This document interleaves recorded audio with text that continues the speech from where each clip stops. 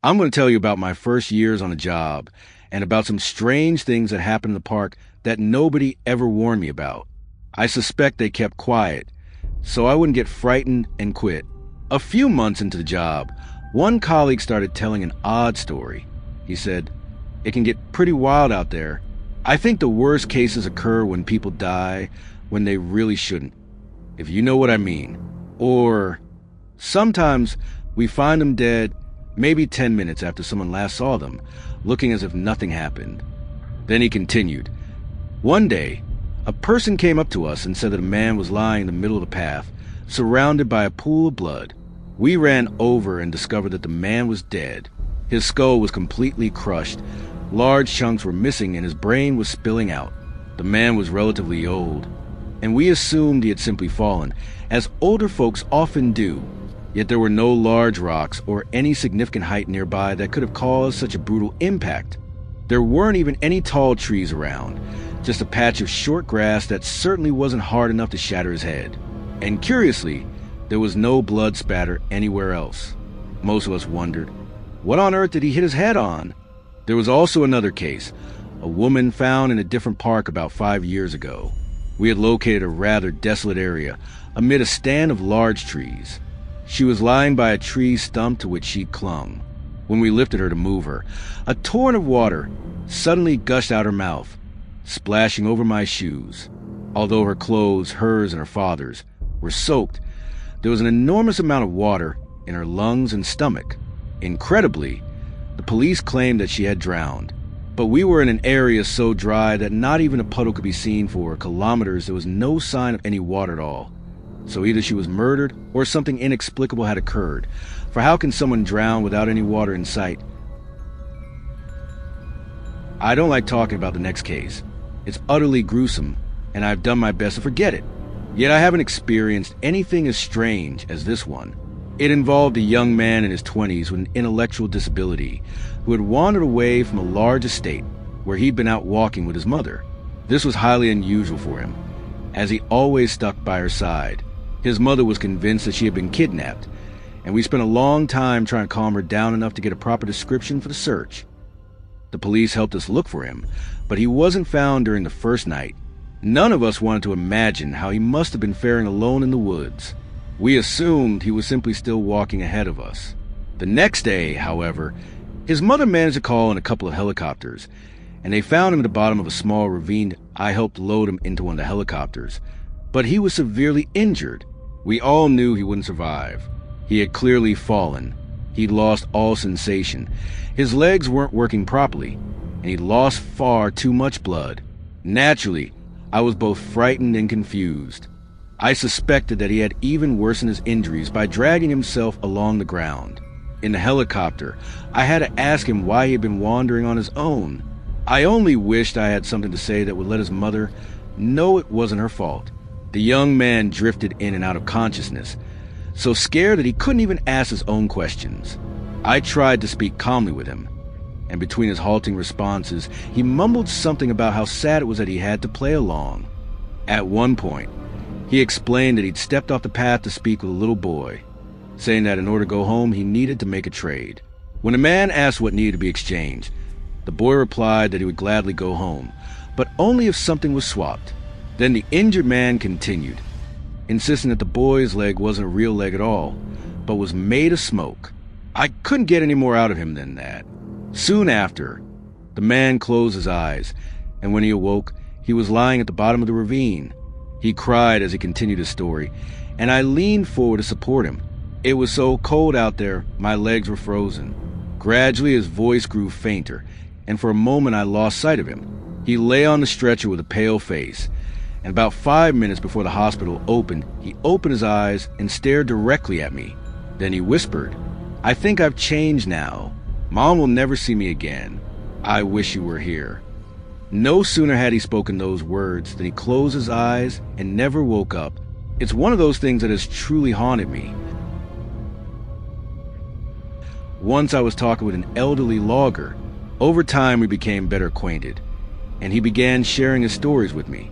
They were disturbing, but it was comforting to know I wasn't the only one affected by everything going on out there. One particular case he recounted, one that never made the news but is well known to those who've been around long enough, went like this.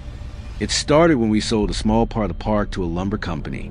The buyers hired men to clear the trees in that area, and suddenly we received a call that our superior needed to come immediately.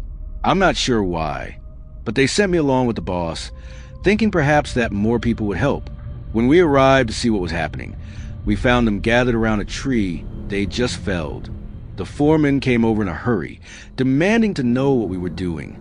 Is this some kind of morbid joke? Who do you think you are? We bought this land fair and square, he thundered. I couldn't tell what he was on about, but then he led us over to the tree and pointed at its trunk.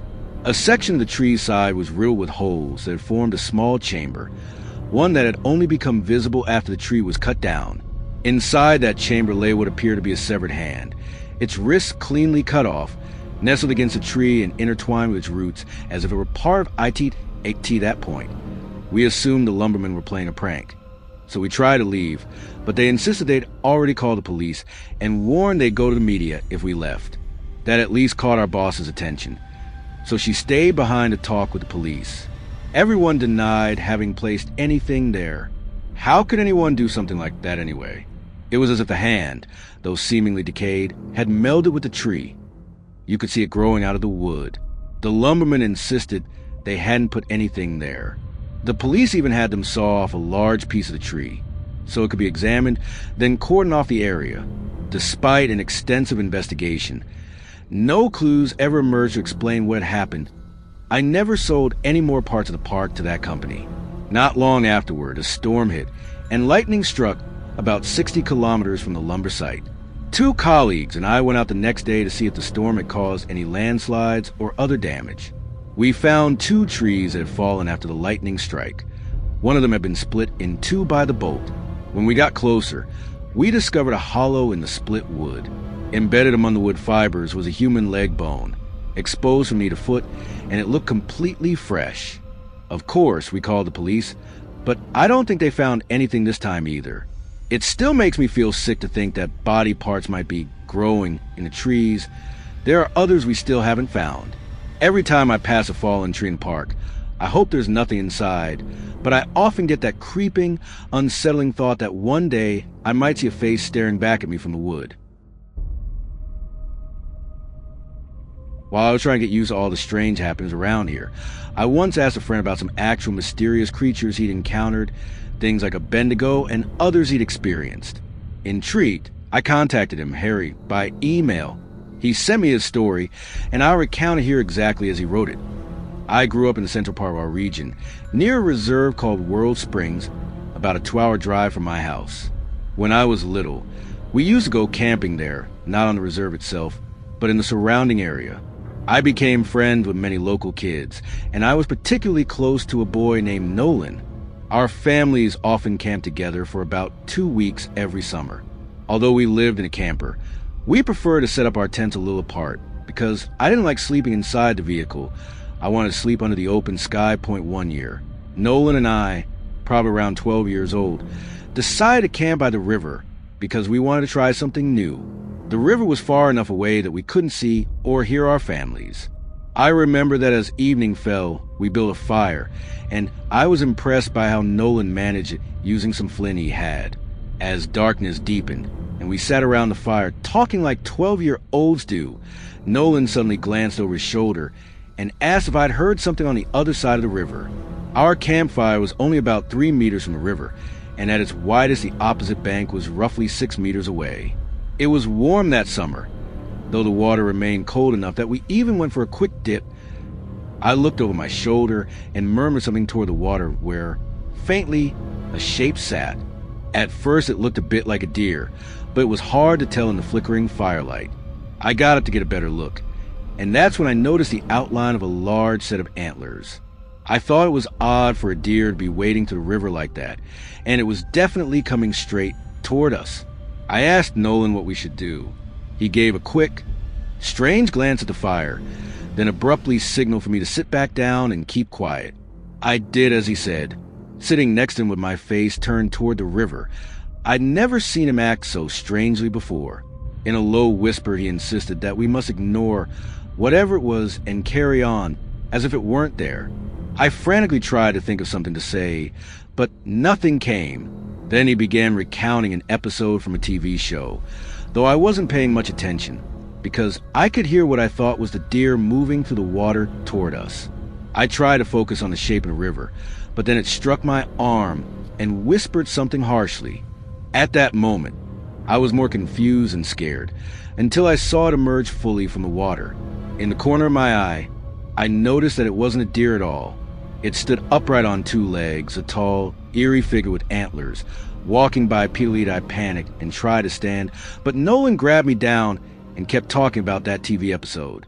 He looked as frightened as I did, if not more, and while pushing aside some burning logs with a stick, he leaned close and whispered that no matter what I did, I must not speak to it. The figure slowly approached until it stood just beyond the dark bank. I was terrified, in all honesty. If I were alone, I would have run, but I couldn't leave my friend behind. So I sat there, completely still, even though Nolan had told me to ignore it. I couldn't help but steal glances at the creature. There was something unsettling about the way it stood. Its posture was all wrong. It seemed as if its upper body was perpetually leaning too far forward compared to the rest of its perfectly upright lower half. It stood there for what felt like an eternity, silent except for the crackling of the fire. My heart pounded so hard I was sure it would burst. Then I heard a low voice coming from the creature, uttering a few indistinct words. As I leaned in to hear better, the creature also leaned forward. In the firelight, I couldn't make out its face clearly, but I noticed its eyes were large and covered by a milky, opaque film. Even without pupils, it was staring right at me. Its eyes were like blank white orbs, and the massive outline of its antlers towered from its head. I felt like I was about to vomit. The moment I made eye contact with it, Nolan and I both sprang to our feet and ran as fast as we could back toward the campsite. As we ran, I glanced back and saw the creature chasing us. It wasn't merely running. It took strides that seemed impossibly long. I quickened my pace, and when I looked back over my shoulder, I saw that it had stopped. Once we reached the safety of the campsite, we no longer saw it behind us. What was that thing? I asked Nolan. He said he didn't know for sure, only that his grandfather had warned him that if anything ever approached in the wilderness, he must never, ever speak to it or listen to it. When I asked if he'd heard it speak, he replied that the only word he heard was, "help you." That night, we ended up sleeping in the camper with my parents, and we never saw the creature ever again. That's it for tonight's tale. But don't worry, there's always more where that came from. Be sure to stay tuned for even more nerve-thrilling horror stories every single week. If you haven't already, hit that subscribe button and join us here at the Hollow Horror. You won't want to miss what's coming next. Until then, stay safe. Or stay scared. See you next time.